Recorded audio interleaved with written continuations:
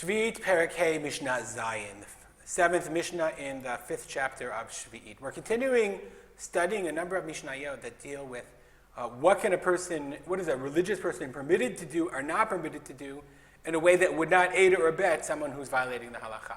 So it says the Mishnah is going to talk about somebody who's involved in creating and making kadim, making pitchers. So both for wine and for oil. It says the Mishnah, Hayotzer, so the guy who is the potter, I guess they call it, the guy who makes the pottery. Mocher chamisha kadei shemen v'chamisha asar kadei yain. He can sell to any individual 5 jugs for oil, not of oil, for oil, v'chamisha asar kadei yain, and 15 jugs for wine.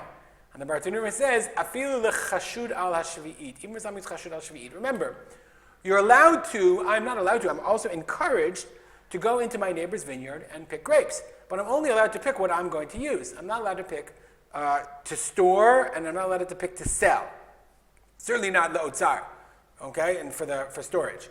Okay, so therefore the Mishnah says 5 kadim of oil and 15 kadim of yain. That was the sufficient amount, and you're not worried that the person was going to that's for his own use. You're not worried he's going to go involved in commerce, which was prohibited. Okay, the Bartanur also says, well, if I sell him 5 and 15, then he could just use all 20 for oil, and that would be terrible. So the Bartanur says, you don't have to worry that somewhere that he would use all of them for wine or for oil. People recognize wine and because they were different. It would make sense that they were different. It's like a wine bottle is not the same as a bottle of oil. He says because it was made with a different kind of clay. I don't think that was the issue. What would happen if the guy was all of a sudden selling wine in an oil jug? Then everybody would know that he violated Sheviit. It was obvious because nobody would sell him more kadim. The other question you'd have to ask yourself is, how do you know he didn't go to more than one potter? Maybe he went to 2 or 3. Nonetheless, okay, shekain darko lavi min hafker, because you're allowed to. That is the way of bringing olives and making olive oil and grapes and making wine from hafker. V'im hevi yoter mikan, and if he brought more, mutar.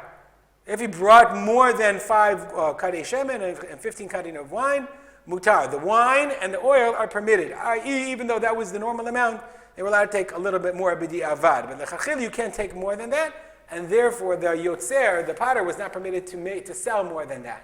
It's interesting what the limit was. It's unclear what the limit was. Everyone would have to know how much the limit was. That's the perush according to the kahati.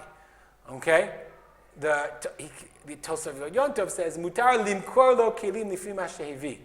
Okay, if a person has more wine, then the guy can sell him more kelim according to whatever he's going to bring. And we're not concerned that he's bringing from his otzar, which he's not allowed to have. So it's interesting. Im hevi yoter mikan. This is more logical in the reading of the Mishnah, that if the person came and brought more wine and more oil, he would bring his wine and his oil, and he wants to fill them up now. So then the guy could sell to him.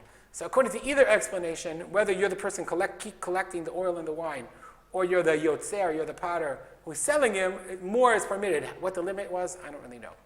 But the guy can sell as many as he wants to non-Jews in Eretz Yisrael, and he can sell as many as he wants to Jews who are taking it to Chutz La'aretz, or in Chutz La'aretz. Why? There's no Sheviit in Chutz La'aretz. And we're not worried that he's going to take the Kadim to Eretz Yisrael. And the Goy is the same thing. The Goy is mutar, there's no problem.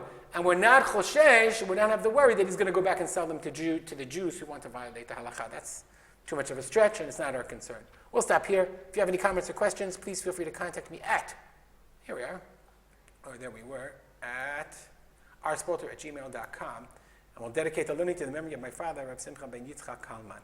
Have a great day.